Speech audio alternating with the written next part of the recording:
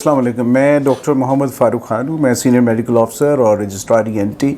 اور capital hospital میں ہوں. گلا خراب ہونا، خراش ہونا، کھچ ہونا یا اس کی اریٹیشن ہونا یہ بدستور ہو سکتا ہے. سب سے پہلے تو نزلہ زکام کی بات ہے کہ اگر نزلہ زکام ہو گیا آپ کو تب ہو جائے گا. اگر آپ کو کسی چیز سے الرجی ہے، موسمی الرجی ہے یا کھانے پینے میں کسی چیز سے الرجی ہے، وہ آپ کے ان گلینڈز کو ایکٹیویٹ کر کے وہ گلے میں خراش اور وہ ساری چیزیں بناتے ہیں. تیسری بات یہ ہوتی ہے کہ اگر وہاں پہ کوئی کرونک جیسے ٹونسلز ہوتے ہیں، کرونک ٹونسلائٹس ہو گیا، یا آپ کے معدے کی یا معدے کی خوراک کی نالی کا جو ورم ہے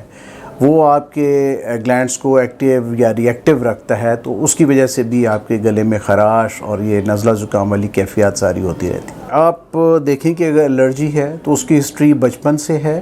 یا وہ جوانی کے بعد ہوئی ہے، جیسے بلوغت کے بعد جو ہارمونز ہوتے ہیں ان کی چینجز سے، یا پھر اس کا جو اوپن ایئر میں کام ہو رہتا ہے اس کی وجہ سے. تو اس کے حساب سے آپ انویسٹیگیشنز کرواتے ہیں جو الرجیز کے حوالے سے آتی ہے. جو بھی آپ کی کیفیت ڈیولپ ہوتی ہے آپ کو اپنی ایک پوری ہسٹری پہلے پتہ ہونی چاہیے کہ یہ میرا کام یا میرا یہ مسئلہ کب شروع ہوا ہے آپ کی ایج کے حوالے سے، پھر وہ ایکیوٹ فیز میں ہے یا کرونک، نیا ہے یا پرانا ہے، اور پرانا ہے تو بار بار کس چیز سے ہو رہا ہے. کوئی کھانے پینے سے ہو رہا ہے، آب و ہوا سے ہو رہا ہے، موسمی چینجز کی وجہ سے ہو رہا ہے، یا وہ جو کوئی خاص الرجک فیکٹرز ہیں جیسے بہار ہے پولن والی الرجی آ گئی، جیسے کٹائی کا موسم ہے تو اس میں ہے الرجی آ گئی، برسات کا موسم ہے تو اس میں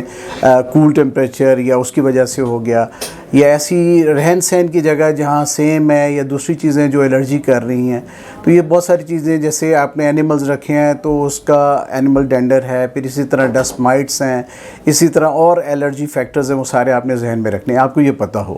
دوسری بات یہ کہ پھر آپ ان سے پرہیز کریں کہ بھی یہ چیز مجھے الرجی کرتی ہے تو میں نے یہ چیز نہیں کرنی. تیسری بات یہ ہے کہ آپ کی ری ایکٹیویٹی ہے یا آپ کے جو رطوبتیں ہیں وہ نارملی بن رہی ہوتی ہیں آپ کے سائنسز میں، جو کہ آپ کی سائنس کو معطر اور ریفریش رکھتی ہیں تاکہ اس میں کوئی چیز ڈسٹ پارٹیکل کچھ بھی گیا ہے تو اس کے ساتھ اس کو لپیٹ کے اس کو نکال دے.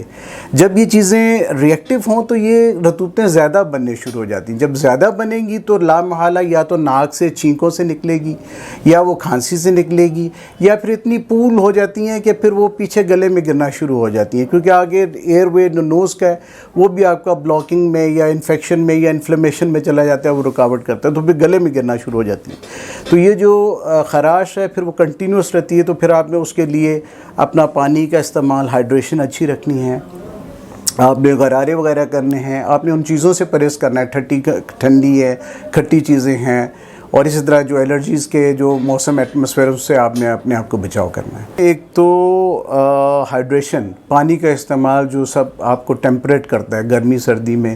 اور سردی میں نمی کے لیے، گرمائش کے لیے. تو ایک تو واٹر کا استعمال، ہائیڈریشن اچھی ہونی چاہیے. تو بالکل معتدل درمیانہ لیوک وارم واٹر، گرمیاں سردیاں آپ وہ گے. اگر آپ کی سینسٹیوٹی ہے نزلے زکام کے حوالے سے یا الرجی کے حوالے سے یا لوکل تھروٹ ری ایکٹیویٹی یا ریئیکشن کے حوالے سے، تو نیم گرم پانی کا استعمال ہے. پھر اسی طرح غرارے وغیرہ ہیں جو نمکین پانی سے کریں تو اس کا اچھا ایفیکٹ ہوتا ہے. وہ جو بھی آپ کا بلغم گاڑھا ہو رہا ہے یا چپک رہا ہے وہ اس کو پتلا کر کے جلدی سے کلیئر آؤٹ کرے گا اور نیچے پورے ٹریک میں جانے میں، اس میں انوالو کرنے میں اسے بچائے گا. تیسرا ایسی چیزیں جو آپ کو قبضیت کی طرف لے کے جائے یا ری ایکٹیویٹی کی طرف لے کے جائیں، آپ ان سے پرہیز کریں گے، جس میں بہت مرچ مسالے ہیں، بہت گریسی چیزیں ہیں جو آپ کے معدے کو اور معدے کی نالی کو اریٹیٹ اور سٹک کرتے ہیں. وہ چیزیں نہیں ہونی چاہیے جس سے پھر یہ رطوبتیں، یہ گلینڈز ایکٹیو ہو کے وہ زیادہ بناتے ہیں، تو وہ بھی آپ آٹومیٹکلی کم کریں گے.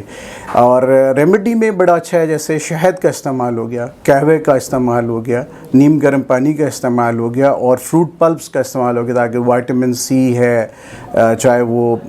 اورنج جوسز کی شکل میں ہو، لیمن کے ایکسٹریکٹس کی شکل میں ہو، پھر وہ قہوے میں پی سکتے ہیں، گرمیاں ہیں تو لیمو پانی کی شکل میں پی سکتے ہیں. تو یہ ساری چیزیں آپ کو بینیفٹ کرتی ہیں. پلس اولیو آئل جو ہے، ہمارے یہاں کانسیپٹ نہیں ہے لیکن اولیو آئل از بیسکلی بڑا اچھا ہے کہ آپ کے اسکن، آپ کے میوکوزا